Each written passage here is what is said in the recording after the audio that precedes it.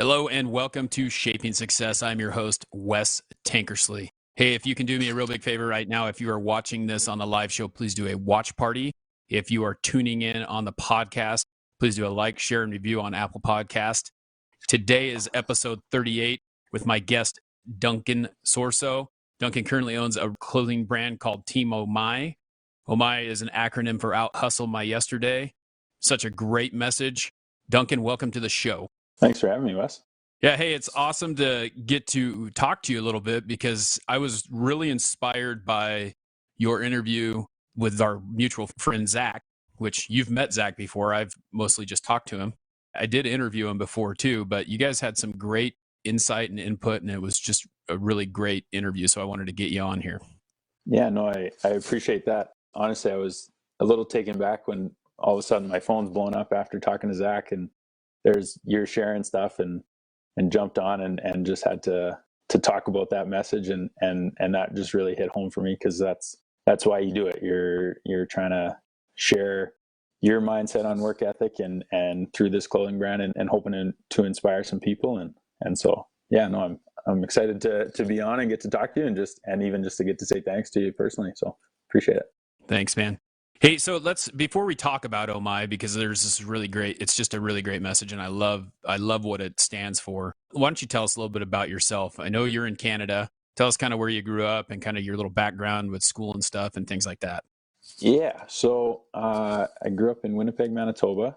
For the American listeners, it's pretty much the middle of Canada. From there, grew up there, played baseball, lots of sports growing up.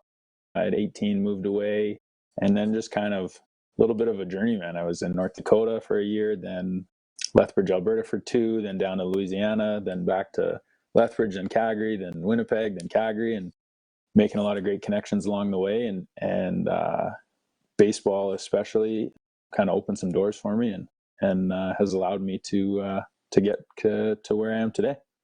So pretty much all your traveling was done through baseball. Is that what I'm hearing? Yeah, those first, 4 of those years we're playing college baseball. And then after that, it was a bit of whether it was where me and my girlfriend were living at the time or where there was a coaching opportunity to kind of followed some of those things and tried to get a regular job in between there for a few years. And then decided to bet on myself, as Zach likes to say, and jumped into OHMY. Yeah, but OHMY isn't the first clothing company, right? You started out doing some other stuff and then ended up starting a clothing company. And I kind of want to paint the picture of the stuff that you had to go through to get to where you are now and how OHMY has become such a success. And it all starts out with taking that first step. And that first step isn't always one that has a lot of foundation. Talk a little bit about, where it started and the thoughts of starting your own clothing brand. Yeah. So a little backstory on me, I'm an only child. My parents were always big on me being well-rounded. And so sports were one thing that I was big into, but then they also said you have to have something to kind of balance it. And so for me, that was always art. And I had work in my sketchbook and on bigger art projects and kind of thing, but just always my sketchbook was kind of the place to get away when sports were a little bit tough or some other things were going on. Art was kind of my getaway. But because I was so heavily influenced by sports and sneaker culture and whatnot, I kind of always was working on stuff like that in that sketchbook. And then I want to say 2012 or 2013, I initially started a clothing brand. I called it GFI. It was grown from idea. All the shirts had a deeper meaning behind them. You got a little tag that had basically like a poem on it that explained it, what the shirt was about. I was trying to be like LRG, but it really was kind of all over the place. That was my co-op as I was finishing university, I'd say. And so I sold some shirts. I had some people get excited about it, but it also fell flat on its face in about a year and a half, just because everything was kind of all over the place. And I'd be trying to make a shirt for this guy and trying to make a shirt for somebody who sings, but also likes sports. And then somebody who likes this, but also maybe plays sports, or somebody who's whatever, like a bit of a dreamer. Or then there was one for somebody with a chip on their shoulder. And there were good ideas. There wasn't a kind of a cohesive theme to them all. So I learned a ton from it, but I certainly knew it was time to shut it down when it just wasn't really going anywhere. And so OHMY is a little different because you dabble in uniforms, but you're also creating clothing for other people as well. In talking with Zach a little bit, it sounds like you kind of have limited runs of things. So like you'll create something and it'll go for a little while and then you'll pop in something else. You don't always have something running all the time, right? Yeah, so we'll do custom shirts for teams where we take an idea, like an OHMY idea and their logo, and we'll work it in to each other, and we do those kind of one-off things for them. But then all the stuff online is always a limited run, whether it's always less than 100. It's usually about 50 or so. Since we're a post-game apparel brand for athletes, and I say we retire it, just like your athletes do eventually, kind of thing, right? So we have a ton of ideas that we want to share, and I don't really believe in just trying to sell the shirt that just says OHMY across the chest and hey, everybody jump on that. And I think as much as we're similar, athletes are all similar, and we're trying to get better than we were the day before, there's a lot of different athletes under that umbrella, whether you're the underdog, whether you might be the blue chip prospect, but that doesn't mean you can't work hard, right? And so there's kind of a range there that the ideas appeal to, and that just leads to the unique designs that we come up with. I think one of the really cool things about it is I just love the message out hustle my yesterday, which to me typically means that to be successful, you have to be better than you were the day before and always striving to do more. And it was funny because when I ordered the shirt that I'm wearing, you sent in some of those bands as well. I grabbed the one that said out hustle my yesterday and I threw it right on my daughter. And I'm like, hey, you need to think about this. You need to think about what the meaning of this is, because she's going to this tennis class. And every time we go in there, she's just, she's 7. So she's all over the place. And it's like, we're going to put you into this. You need to be better today than you were yesterday. And now she wears that thing. And then I said, what are you going to do today at tennis class? And she told me, I'm going to out hustle my yesterday. So it's kind of a cool little reminder. Man. That's what it's all about. I love those stories from the young athletes to older guys, that just that message on the wrist and the reminder that it can provide. Yeah. Talk about what it took to start, because obviously there's failure, right? And everything. You're going to fail at some point in your process. I'm sure that you still deal with this every once in a while. You have a shirt that, like you said, you want to retire it. It's a limited run. Maybe you don't sell as much of that one and it takes longer to retire that shirt. Now that you're into OHMY and it's starting to gain traction and be successful, what did it take to get started with that? What would you tell someone who is starting out their own clothing brand? Because it seems to be there's a lot of people, and obviously you're not always successful in that. Yeah, a couple of things. I would say you have to have a clear vision that you are going to stick to, and really give that some time. And whatever that's going to look different for everybody. But for me, I said, I'm going to give this 3 years to see if there's something here. And I know what we are as a brand. I know what we're going to put out. I've got that plan. And you kind of have to stick to that. That doesn't mean you won't listen to some ideas as you go and adapt, kind of thing, but you have to be true to yourself or to your brand in that way. And then the other thing is it's kind of a rinse and repeat. It's like you got to have a quality product. You have to have some kind of experience for the customer, or some way that, like a little speed bump, that whether it's when they order or when they get their package, it's going to slow them down a little bit and have them go, wow, these guys really cared about me as a customer. And then you just have to rinse and repeat that over and over and over again, and trust that process, so to speak. And over time, that's going to help it grow. But if you don't kind of stick to those things and give it some time, you'll never know which part works if you're trying all kinds of other different things. So that'd be the biggest advice to somebody starting, I would say. So be patient. Don't just start jumping. Like if something doesn't sell right away, don't just go, oh, I got to stop. Let's just move on to the next thing. Yeah. And like for example, so I did a shirt. It's based off the Sandlot. It's got a 3 on the back for Babe Ruth. And in the 3's made up of all the different names that the kids say when Smalls doesn't know who Babe Ruth is. So it's like the Sultan of Swat, the King of Crash, like all those things. So once people see it, that they're baseball people, they're like, man, that's amazing. That thing flopped. Like, yeah. I gave those ones away. It just didn't work. I did it for a team. They loved it. That one worked. Then I did it on the website. Nobody bought it. But that doesn't mean that you go like, wow, we're not a clothing brand, or wow, now we're not going to try something based off of sports culture and movies, and we're not going to try like the shirt you're rocking with Soroka that's based off of Space Jam, right? Like Mike's Secret stuff. Yeah. It's like, that doesn't mean you're not going to try something again. You just have to go, okay, what didn't work about that? Maybe it was our marketing. Maybe it was the time that we dropped it. Maybe it's that kids don't watch Sandlot anymore, heaven forbid. But like, I don't know. Like you just got to kind of trust that the next one's going to be a little bit better than that drop, right? And focus in and maybe not go 0 for 50, but I mean, you're also not going to go 50 for 50 to go to a baseball analogy, right? Like you're allowed to have some that don't work as well. But then people reach out after and they're like, man, if you ever bring that back, I want it. So you go, okay, well, maybe the timing wasn't right, right? And as it comes back, maybe that's when you unretire when Sandlot turns 50 or 25 or whatever and go from there. That's part of gaining traction. I mean, honestly, you look at like Jordan and how he has his shoes, and now they're re-releasing all the old ones. And those are the ones that, me as an almost 40-year-old person wants, I want those. I want that set of tins. I want that, you want all these different shoes. And now instead of being $100, they're 250 and you're like, but you'll pay it because you want them. Absolutely. And those first 1 to 11. Yeah. They don't make them like they used to.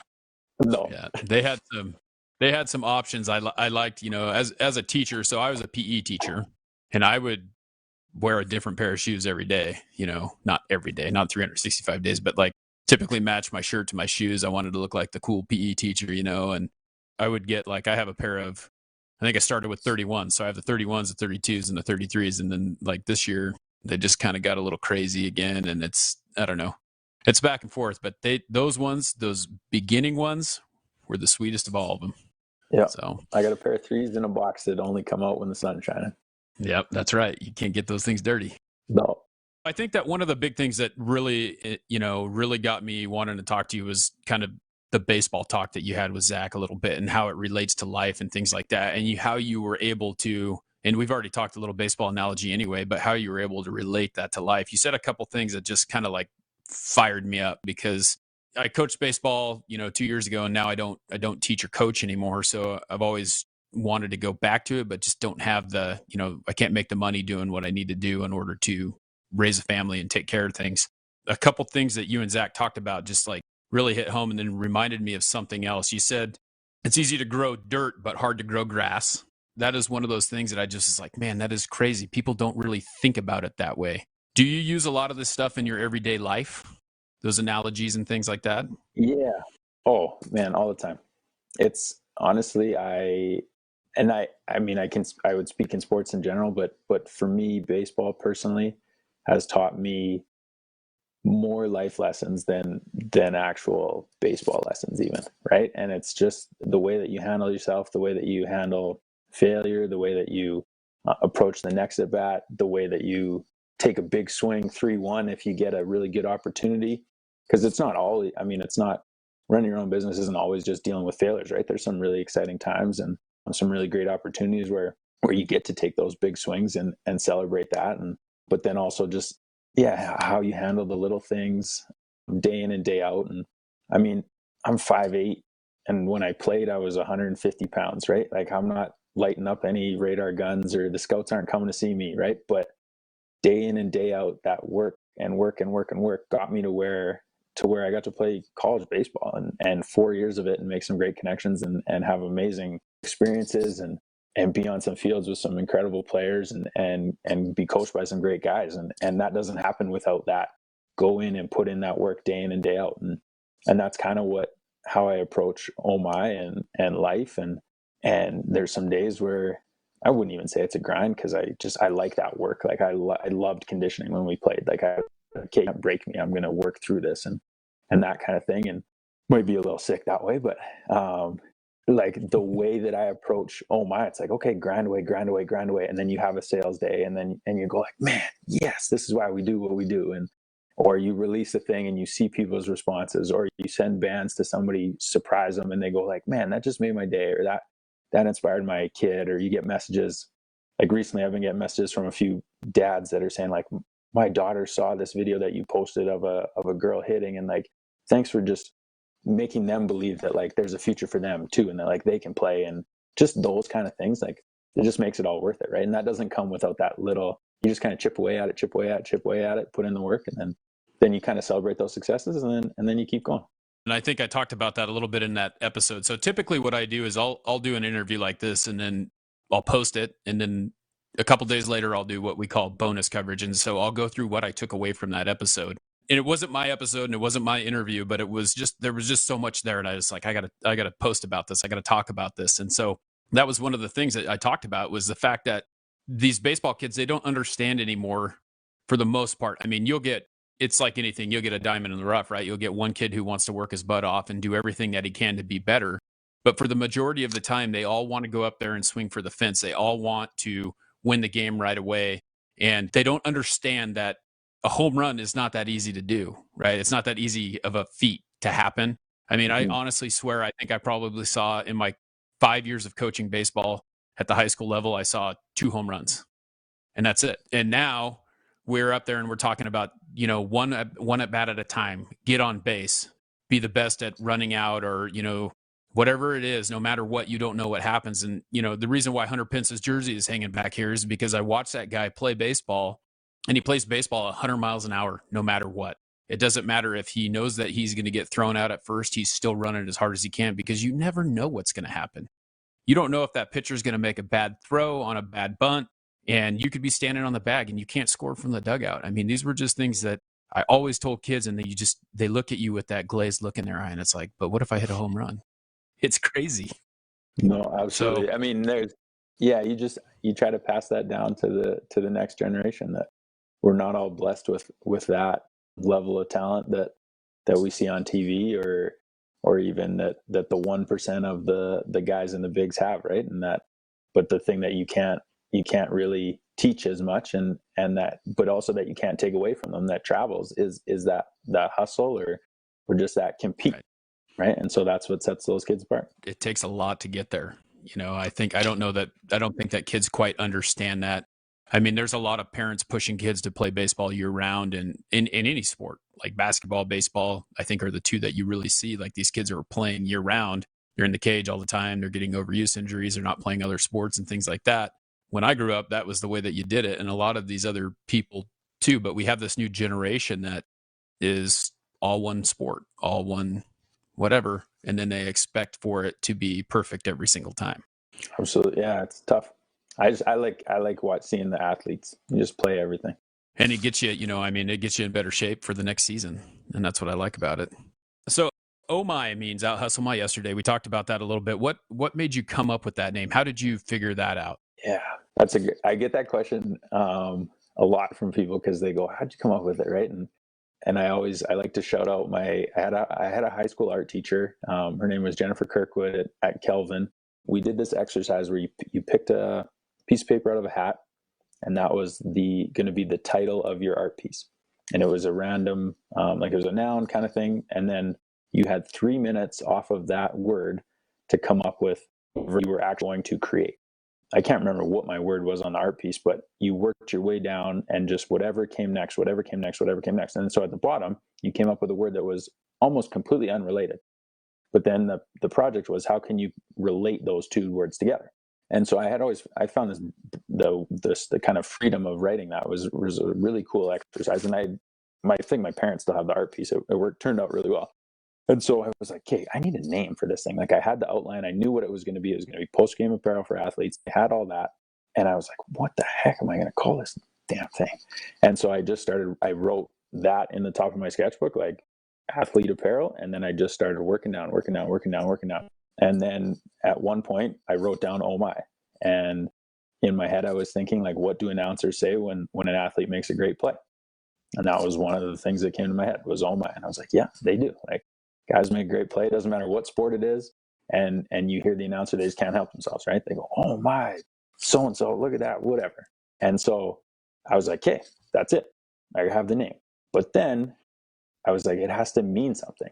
Because it can't just be like, well, it's what the announcer says when you make a great play. Like, I'm like, it has to be a little bit more than that. And so again, now off of OHMY, I started trying to work out what those letters could mean. And I had out hustle figured out. And I had something else where the Y wasn't quite working, and I was texting with my good buddy Corey in Winnipeg, and I was like, man, like, I'm stuck, and I just need these last 2 letters. Like, I don't know what it looks like, and he texted me back one day, and he just said, what about? He's like, so you got out hustle. He's like, what about my yesterday? And he's like, sleep on it, think about it. Like, this is yours. Like, by no means do you have to take this. No pressure, brother. Like, and I just texted him back, and I was like, that's it. I'm like, we've got it. Like, thanks, man. Like, you'll get a free shirt or whatever, right? Like, appreciate it, kind of thing. And it's just one of those things that when it clicked, you went, yeah, that's what we try to do as athletes. We have the the short name for that we needed. And now we have the pull it out and what it really means and what this thing's going to be all about. Yep. And no sleep needed. Exactly. You just figured that you're like, yeah, that's it right there. I love it. And those are those victories. Those are those little victories and those moments that make it so worth it. Like that are just so exciting to be a part of on this journey, right? Are those little bits where you're like, yeah, man, that's it.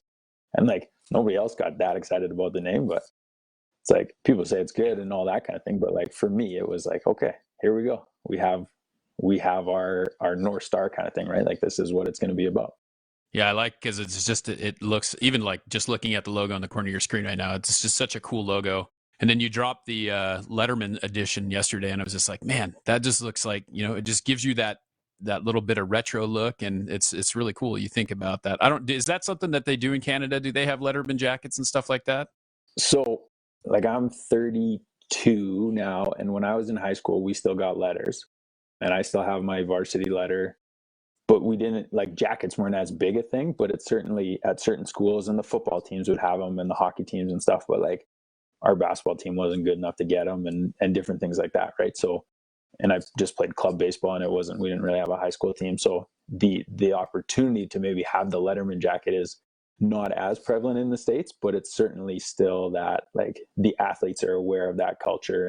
And so making that patch with the chenille and being like, yo, this has to look like a Letterman jacket and like, let's do it right kind of thing was definitely like, we weren't doing the project unless that was a doable piece of it for sure. When you talk about, we talk about it, so it's like it is out hustle my yesterday. So what are you doing now? What are you doing to out hustle your yesterday? What's next with this? Where are you going? Yeah. So, well, like in the next week, we've got, so like you mentioned, the Letterman project. It's a duffel bag or a backpack, pre-selling those because it's also a mystery bag. So it comes packed with a toque, 3 t-shirts, a hoodie, a crew neck, obviously wristbands, probably some stickers kind of thing, all unreleased stuff nobody's seen yet. And the only way that you can get those is by buying the backpack or the duffel bag. So that's kind of my focus for the next kind of week and a bit. And then after that, it's just about like I have a whiteboard in the office and it's about growing the brand 2 different ways. It's like the grassroots way and then with kind of big athletes, if you want to call them that, or pro guys or whatever, guys and girls. And so it's about growing both of those streams and just continuing to connect with our community and with Team OHMY and hopefully inspiring some youth athletes and also giving them some exposure as to what they're doing when they're working hard and that kind of thing. And then just always looking at our next designs and kind of what's coming down the pipe because Christmas is a big time for us. So this will drop. Community side, really, really trying to just connect with the athletes, not just the professional ones, but the amateur ones right now that are high school, college kind of thing. And in these uncertain times, just trying to keep them motivated by kind of sharing what they're doing and how they're working hard.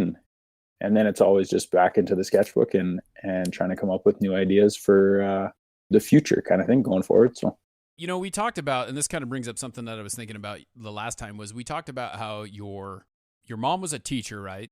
And your dad is a graphic artist, right? So he's basically technically an artist, correct? Yeah. How does that play into what you do? Because I feel like you kind of got a little bit of both worlds. Obviously we talked about how your mom and dad expected you to kind of have a backup plan from sports and, that kind of helped you out in a little bit. How did your dad kind of influence where you went with art? Yeah, that's a good question. So as a graphic designer, my school art projects when you needed a magazine cover or like a poster board or something like that had some graphics on it, you certainly had an advantage over some of the other students. But he was a teacher in his own kind of right, because I would sit down at the computer with the controls and he would just sit there and go, okay, now here, command this and save early, save often, and we'd be building something and just showing me some of the kind of the tricks of the trade and how to prepare stuff to get it print ready. And then as that turned into screen printing and getting like the artwork ready to screen print, I understood vector and line art and could then kind of teach myself what my printer needed that way. And then just being able to speak a little bit of the language. And I'm not at all comparing myself to Jay-Z, but in his book, he talks about how he doesn't know all the technical terms to music and stuff, but he can say, add a little bit of this or add a little bit of that. And so that's kind of how I feel. I'm not technically trained on the graphic arts side, or traditionally trained or whatever with in a classroom setting, but I can speak enough of the language or kind of express what I want and build it that way. So who does all the design work for is it you that does, you designed the logo, you designed everything. So you've done all the artwork is done through you. How big is your team? Is that just you as well? I've got a sales guy in Winnipeg working on on team orders and growing us out there. Being from Winnipeg, I'd like to get a bit more of a foothold there than we have. So I got a sales guy there, and then I consider a lot of our sponsored athletes as influencers, and so there's a core group of 15 or 20 people that we kind of rely on for some pictures and content that way. But yeah, the art side, on the sales side, as far as the website goes and managing the website and the inventory and shipping and all that, yeah, that falls on my shoulders right now, and some close friends who come over when you get the team orders that are really big and you're staring at a box of 100 or 200 t-shirts you got to fold. Yeah, and it's funny because I worked at a clothing company before. They actually do a lot of the designing stuff. Like I design kind of some of my stuff, like the logo in the corner is my idea, but I had someone who was trained in, like creating all that stuff, design it for me. Who does the screen printing? Because I know that's a hassle too. Like that's a big job. Is that something that you do as well? No, a long time ago. So actually back to when I had the first clothing brand, GFI, that fell flat on its face, I made a really good connection with the guys at Tiki Press in Medicine Hat. So big shout out to them. And they'll try anything, any kind of thing that I can cook up and think up and print in a funny place, or trying to fade something a certain way or print something really small, and they're game to try anything. And so I've got a couple other suppliers that I use other times, but they're kind of the go-to as far as the screen printing goes. And we've been working together kind of for over 10 years now on numerous projects. And so they're some of the best in the business, I think. And their prints hold up. There's never any cracking with it that you see sometimes on some of the kind of the cost-effective measures that way. And they take pride in what they do. And so yeah, they're a lot of fun to work with. Yeah, and I'm not wearing my shirt today because obviously it's a different day, but I really like some of the stuff that you have going on with there. Like you said, like this Nike shirt that I'm wearing right now, you can see the cracks in the logos and in the printing that they have on there. But the little tag that you have on there is really like one thing that you don't see on a lot of stuff. The tag that has the size on it and everything on the corner. The shirt just is nice and heavy. It's just a great product. I really like it. And I'm assuming that you probably do some sort of testing and everything like that with anything that you put out to make sure that it is of the highest quality. Yeah, absolutely. That was the biggest thing holding us up from launching was, let's get a quality t-shirt that holds up, that doesn't shrink in the wash, because athletes suck at washing their clothes and throwing it in the dryer. If you're in college, you're not going to hang all your stuff up to dry. Like you're at the laundromat or at the dorm laundry. Like you don't have time for that, right? So it really had to hold up. And yeah, I test everything out kind of a lot harsher than I think the average person is going to wear it beforehand. And then yeah, I really like that you brought up the size tag, because it's just like a jersey tag, right? And so just another thing that's we're made for athletes. So what can we do that makes our shirt kind of like the jersey that you're used to wearing, right? And just like especially on like the NFL jersey or the basketball jersey, where their size is right down there. And so, I mean, that's where that inspiration comes from. And I take a lot of my inspiration from the sports culture and the sneaker culture. And I mean, I was raised on hip hop, so that's kind of where it all comes together. So. Yeah, I like the reason why I got that one is when I read that, when I saw it's just like a different take on my secret stuff or whatever. Like it's just a little different, and I knew exactly what it was from. I'm like, yeah, I gotta have that. When you talk about like you creating all this stuff, who inspires you? What was one of your favorite artists growing up that you like to draw their stuff? Oh man, I never thought I was a very good artist. Even when people say to me like, hey, we really like that design, or hey, that's a good drawing or whatever, like in my head, I'm just the guy that tries hard, and I'm still playing catch up from like the high school I went to had some crazy good artists. Like one of my good buddies when we were playing basketball together, like he sells his art now in galleries. Like the dude is like mega talented. And I'm just like over here in my sketchbook trying to sketch like a picture off of my baseball card or like out of Sports Illustrated. I drew so much stuff out of Sports Illustrated. I remember my art teacher just being like, can you draw something other than like a sports character today or whatever? And I don't know that I necessarily have a specific artist. I was always like, it was what I couldn't do always drove me. Like the guys that could just draw cartoons, I was like, man, I can't draw anything cartoony. And then the guy that could do abstract stuff, I would be like really hyper focused on trying to draw something really realistic and recreate it to look exactly like the photograph, but then it doesn't quite look exactly like the photograph. So I had to kind of just try to create my own style. But I really, yeah, like I don't even know if I could pick a specific artist, but there's just some like that graffiti style. And then I was like, I can't do that well. Like it was just like all these things inspired me. And I just really have tried to take elements of them and bring that into OHMY, but with kind of paying homage to them, but also not trying to totally copy them. Cause I was like, I'm not that good. Like, I just really didn't think it's like Conor McGregor says, he's like, there's no secret here. There's no super talent. It's just hard work and dedication and over again. And just really putting in that work.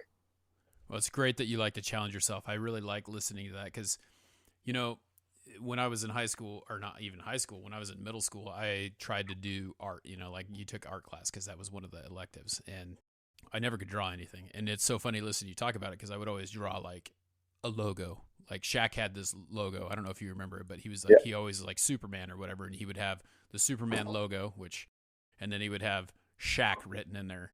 And I tried to do that one time, and my teacher was like, oh, this is okay, but it's not really original. It's not like it's something that's really special. So that was kind of me. It was like, here's the logo. And I kind of gave up on it. But there's always a canvas, right?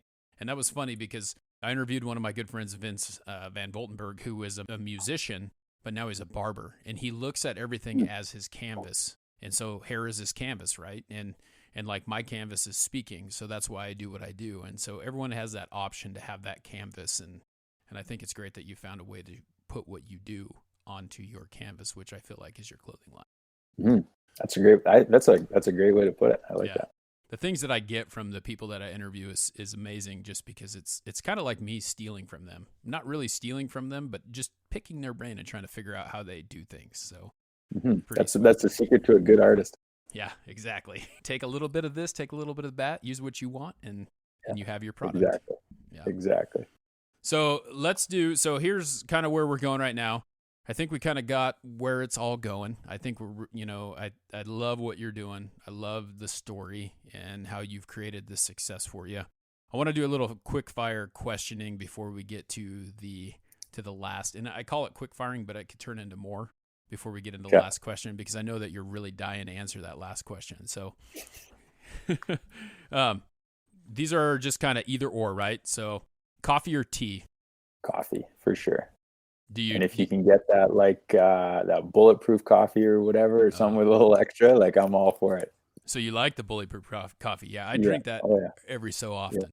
Yeah. It's kind of crazy. People think it's weird that you're putting butter in your coffee, but man! But then you do it, and it's just you don't even know it's there. I mean, it just tastes so different. Yeah. All right, dogs or cats? Oh, 100% dogs. Do you have one? I had a family dog. Where we live now, we can't have a dog, so a lot of friends with dogs. Yeah, one day soon. What kind of dog was your family dog? Oh man, this could go long. So I'll be quick with it. Her name was Daisy. She was a 35 plus pound Cocker Spaniel who was thick and athletic. She got sick when she was young, and then they put her on a steroid that saved her life. And then we just let her eat, and she got jacked. And the friendliest thing ever to people. Didn't really like other dogs. Might have been part of the steroid kind of thing, but could just go and play with the ball, and was a big enough dog that you felt kind of tough as a 14-year-old kid walking a dog. And no, she was awesome. I have a Morkie that's about the size of a cat, and I'm 6'3", 250 pounds, and I look like a really manly person walking that dog. So, hey, if you can pull it off. Yeah, right. Would you rather get a phone call or a text? Who's it from? just in general from me. I want to say a phone call. Phone call. A phone call. Because yeah, the text sometimes I'm like, am I really in the mood? And then you take a minute and you maybe don't answer it right away, and then you forget about it. Whereas like the phone call, like you give me a second to warm up and then we could have a conversation. Yeah. Yeah, I'm the same way. Like it's in the moment, and I don't like the fact that I can't really read through a text what is going on. Mm-hmm. Like I can hear inflection in your voice and know that you're happy or sad or whatever. That's the way I am too. Yeah, absolutely. Okay, how about listening to music or listening to a podcast? Ooh, I'd probably still be on music. That's like a 60-40 coin flip almost, but yeah, still music. Yeah, and I'm kind of that way too. Like I go through the day with both. It's like I listen to a lot of podcasts and I listen to a lot of music and I just get on that kick. Who's your favorite artist? Ooh, all time, Tupac. Right now, J. Cole is still on there. I just found out about some guy named Joyner Lucas or something, and apparently then he's huge. And you go find all these like huge, whatever, but he had a good album that I just listened to. Yeah. And then if you like basketball, Bill Simmons has the Book of Basketball 2.0. And I just listened to one today. He's talking about Iverson's career and like kind of discrediting some of the analytics that say he wasn't that good and just saying like you had to see him play. And for him to do what he did at really 5'9", 5'10", not even 6 feet is incredible. And yeah, I'm on board with that. I think he was a great athlete. He was, obviously he's a little eccentric, but he was a great athlete. Yeah.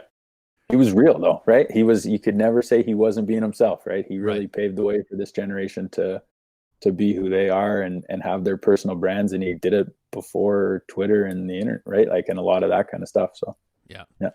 How old are you? Because Tupac is like from my era, man. And you're not as old as me. Well, I'm 32, but I had older cousins. Okay. Yeah. Cause I'm almost 40 and I jammed out the Tupac when I was like, like Ghetto Superstar, ODB and stuff like that. Like my cousin would play that in her car when she drove me around. And then you were like, what is this? Like, I need to bring this back to like my friends and stuff. So yeah. Oh yeah. Oh, my parents they didn't like it very much when we had control. No, my mom. Why do they have to swear? I was like, but they're telling a story, Mom. It's art.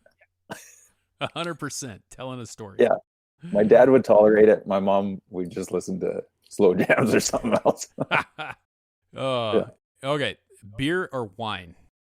Oh, I gotta say beer, or else I don't know if I can call my dad for advice. Okay, so what's your favorite beer? I gotta say beer. Anything, honestly, Canada has a lot of good microbreweries, and they recently kind of took the regulations off and have allowed them to be really successful that way. So anything local like that is just, you got to support that stuff. So a little different. Yeah. Different. Yeah. That's what I like about like that. Here they have a lot of those what are they called, craft breweries around here, so there's lots of different types of beers like that as well. Yeah. So this one's going to be kind of controversial. We talked about this a little bit before. I think that bourbon is the whiskey, right? And in Canada they have this thing called Canadian whiskey, which I talked to Zach a little bit about this, and he basically told me Crown Royal was trash, which I agree with. But is Canadian whiskey really whiskey? Yeah. Well, I don't think we can trash Crown Royal because it might be one of our like top 10 exports. But right. But I'm with you. I'm with you on the bourbon. Right now we've got this. It's called Bullet Bourbon. We got that in on our bar, and you just a little bit of put that on the rocks or with a little bit of root beer even right now. I haven't tried that before, but I've heard that bourbon and root beer. I'm gonna have to try that. Like my mixing bourbon is Jim Beam, just because it's not like if you got a really expensive bourbon that you pay for, I'm not gonna mix it with anything. It's gonna be on the rocks. So but I've never tried it with root beer, and that sounds kind of tasty. Yeah, even just like a little splash, just a splash of root beer to add to it. It's pretty good. Yeah, but yeah. Okay, so if you had to choose between bourbon or Scotch, what would you choose? I'd go bourbon. Bourbon. Okay. Yeah. I'm kind of like in between, but it definitely would be. If I had to choose, like someone put both in front of me, it would be bourbon. So yeah, I think there's a little more layers to like when you get to the good stuff, right? Like there's just a little bit more to it that, for me, I mean, unless I was sitting there with a cigar or something after a championship, maybe. But hard to say. I haven't thrown down the cigars yet, but I've had a couple of guests who like to have those, and they say that it's a really good conversation piece as well. So yeah. Hey, so thanks for answering those little questions here. We're going to get to the last question, and before we do that, we have a last question sponsor, and I'm just going to read that off here real quick. So our last question sponsor is PodSpout. It's the only promotion tool that you will need for your podcast. Head over to my IG account at wes.tankersley and check out the link in my bio. Use the code SUCCESS for a 10% discount on any paid package. So, Duncan, it's been awesome having you on here, and I appreciate you coming back for a second time so we can finish the interview up. But we ask the same question to every single guest, and it's one of those ones where you have to kind of think about it a little bit, but success is different to every single individual. You know, it may be money, fast cars, and things like that for anyone, but that's defined by you. So the question is how do you define success? What is the shape of your success? Yeah, I like that. I like that question a lot. And after listening to a few of your shows, I thought about it for a long time, and then getting kind of cut off and then coming back on, you had to put me on like ice the kicker and had to think about it a little bit longer. Honestly, for me, when I think about OHMY and I think about measuring its success, yeah, you want to grow and have growth and put up bigger sales numbers as you go kind of thing. But success for me is the little messages that I get from athletes, from the parents, from somebody when they get their package that just says like, hey man, that note meant something. Thanks for writing happy birthday to my son. Thanks for remembering that I messaged you when I was in a slump and you said, hey, here's some wristbands to help you out kind of thing. And just that it's really humbling to think that I could say success for me is if I'm inspiring the next generation of athletes. And because I wasn't the best athlete, I tried really hard. I worked my butt off. I tried to be a good teammate. But if I am inspiring that next group, and from the 5-star blue chip prospect to the underdog kid, like that to me is success in a nutshell. So. Yeah, I really like that message because I think that you inspire people. Just like I told you with my daughter, when I put that wristband on her, I told her that. I said, you need to think about that. And even today, putting her in the car, she's going to tennis lessons again. And I said, what are you going to do today? And she goes, I'm going to out hustle my yesterday. So you got that message going around, and it's an awesome message. And I wish you nothing but luck and hope that you have continued success with that. And I definitely appreciate you being on the show. Thanks. Honestly, Wes, thanks so much for having me. This just connecting this way and getting to share a little bit of my story, and what you're doing is inspiring as well. And so thanks for that, and continued success to you as well. Yep. Thank you. All right, everyone. Well, thank you for tuning in. This is the end of the show. Until next time, I want to challenge you to find the shape of your success.